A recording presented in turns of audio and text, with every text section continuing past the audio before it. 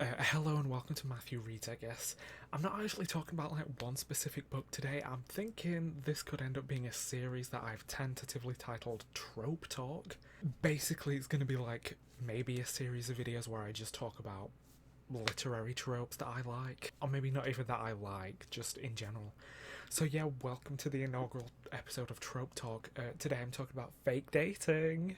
I'm the biggest fan! Yeah, so I won't lie, fake dating is probably one of, if not my favourite trope of all time. I won't lie, I love it. The thing with tropes is that yes, they are formulaic, and yes, they seem to be the same every time. And don't get me wrong, fake dating is no exception.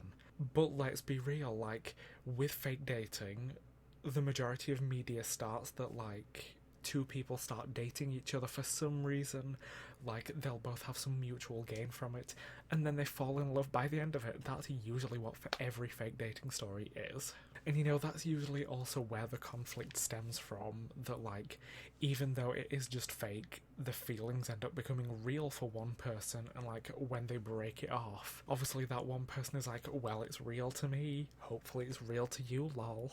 And yeah, like I say, is it the same every time? Yes. Do I eat it up every time? Yes. I think, to be honest, with tropes in general, there are just some that I am more drawn to than others, and fake dating is the one of them that I am drawn to.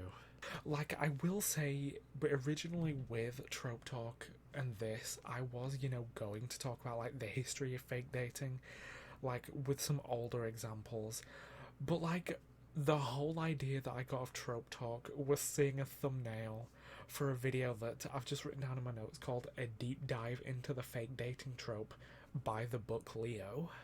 Hey! Hey!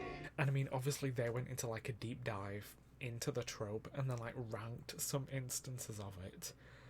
And I don't want to rehash their video, so I'm not gonna give the, the history of it.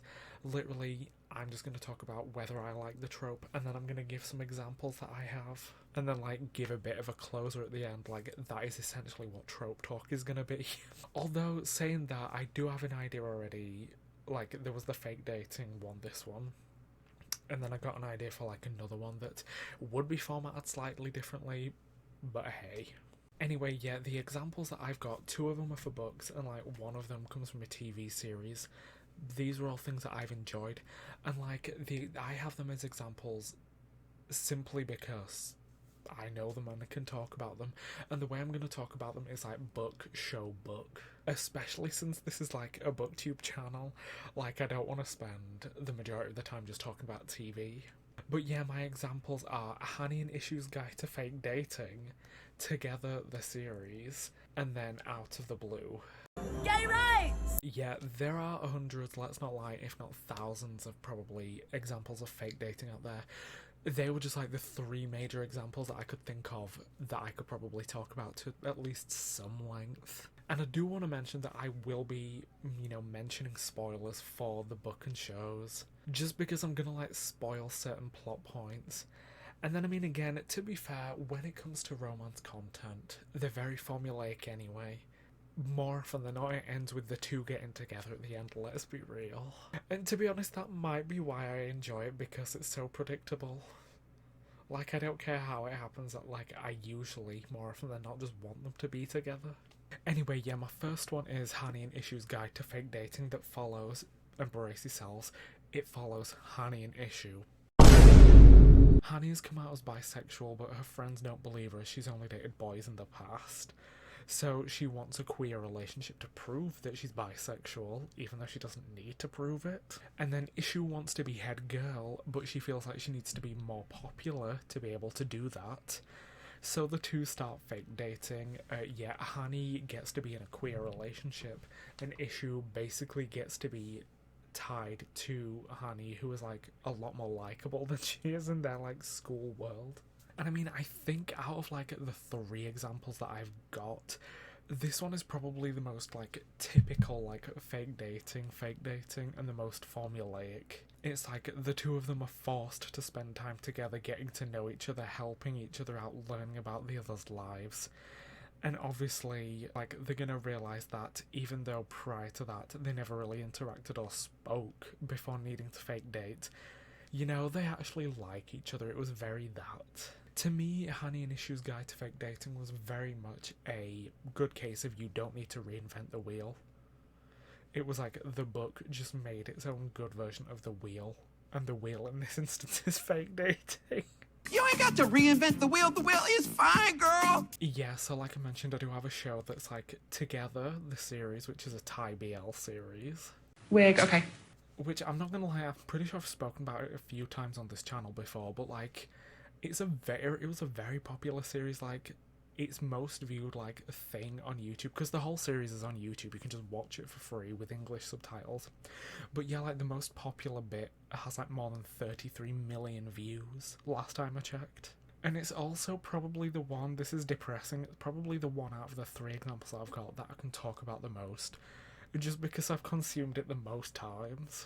Anyway, yeah, Together follows main character Tyne, who is a self-proclaimed Mr. Chic, who basically has this other guy, Green, confess his feelings to him, but Tyne does not like Green back.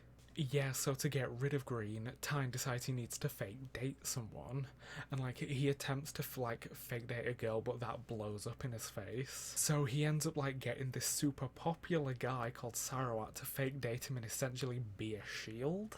Yeah, so Tyne fake dates Sarawat to get a shield from Green, and Sarawat gets to fake date Tyne. That's what Sarawat gets.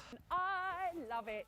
And you know, when I said I was going to talk about spoilers, I mentioned spoilers. This is probably the bit, like this is a bit where I'm going to mention spoilers, because like I said, Tyne gets a shield from Green, and what does Sarawat get? He gets to fake date Tyne, because it gets revealed that Sarawat has secretly had a crush on Tyne the whole time. Like, before the two of them even officially, like, met, like, homeboy Sarawat had been, like, pining from afar. And yeah, when it comes to, like, the two of them fake dating, obviously because Sarawat genuinely likes Tyne, there are some times where they're like, oop, this feels a bit real. Because plot twist, it was. And I mean, I won't lie, the first time I watched this series, and I'm gonna say I've watched the whole thing at least 4 times through. Like, it was very much for me, Lux Noir London gagged them a bit for sure vibes from me. Hey, Queen. Girl, you have done it again. The conflict comes in the case of, like, Tyne finds out that Green, the guy who's been going after him, like, has a boyfriend. So therefore, Tyne no longer needs Sarawat, so basically says, hey, we can fake break up now.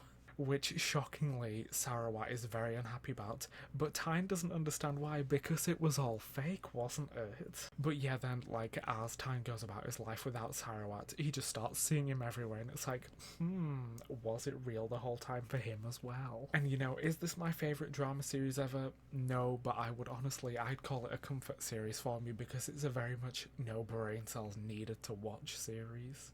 And yeah, the final example I've got is Out of the Blue by Jason June. This is definitely fruity. Like, this one was wild because it was like fake dating, but with merfolk involved as well. So like, Crest, the merfolk, has basically this month-long quest where they have to go up on land and help out a human in that month so that they can get their like elder merfolk power. And then on land, Sean, a lifeguard, has recently just been dumped by his boyfriend, so Crest decides to help Sean by fake dating him to make his ex jealous so they can get back together. And like, the idea is that obviously the thing they both get out, like, Sean gets his ex-boyfriend back and Crest gets their merfolk power. But also as well for Crest, since this is the first time they've come up on land, the part of what they struggle with is basically how to function as a human. And now this is like quite an odd one for me to talk about, since while it is fake dating and while it does follow the you don't need to reinvent the wheel phrase, Ain't nobody gonna reinvent the wheel? You ain't got to reinvent the wheel? it sort of did reinvent the wheel. Or like, when I say reinvent, it maybe added an additional part to the wheel. Like, it made the wheel a bicycle. Like, obviously, because Crest is using a fake name upon land. So by the way, yeah, they don't just call themselves Crest. I want to say it was like Ross, maybe? I don't remember. Yeah, it's almost like there's 2 plot lines going on at once. Like, there's the fake dating more so on Sean's side, But then there was like the forbidden love trope and plotline on Crest's side. Because like by the end of the book there was the obvious like fake dating tease. And like obviously by the end of the book Crest does in fact like Sean, but they have to go back into the ocean and have to and basically like it's the forbidden love because they have to decide whether they do want to go back to the ocean or like stay on land to be with Sean. Because there was like a thing in the book, it was like, I think it was like if they stay on land for like past the 30 days, I think like they just lose all merfolk power and like can't go back. I don't know, it was wild. I was a big fan, and it was like one of my top 5 books of last year. Like it was really good. To be fair, saying that, Honey and Issue's Guide to Fake Dating I'm pretty sure was in my top books of last year as well. I just really enjoy fake dating, like when it is done well. Anyway, yeah, welcome to like the tail end of this video. I'd like to begin my closer by saying that like I know that I like fake dating and I know it's probably my favourite romantic trope, but I don't know what it is about fake dating that I like so much. But like that video by the book Leo that I mentioned before like gave me like quite a good quote for an explanation that I've written down. Like they said it's a good trope that lets you see like the cute coupley stuff while having the will they won't they tension as well. And I was like, yes, like I think that is exactly what it is. Like I think the book Leo managed to put into words what I enjoy about fake dating so much. You know, like usually with fake dating, and I say usually because I don't think this applies as much to Together, the series, like you don't normally get to see what happens at the end, like after the book finishes, like when the two get together, and you don't really get to see them in a relationship. So like by fake dating, it's like bypassing that and you get to see it, but like them being a couple before they are officially a couple. So yeah, I think that's where I'm gonna leave this video because I don't think I have anything else to say. Thank you for watching the first episode of Trope Talk. If you did, you know, like the video if you liked it, subscribe if you really like. Let me know in the comments, do you like fake dating? If you do, what's your favourite fake dating book, or just media in general? Also, let me know what are your favourite tropes, because a bitch like me loves a trope. Okay, bye.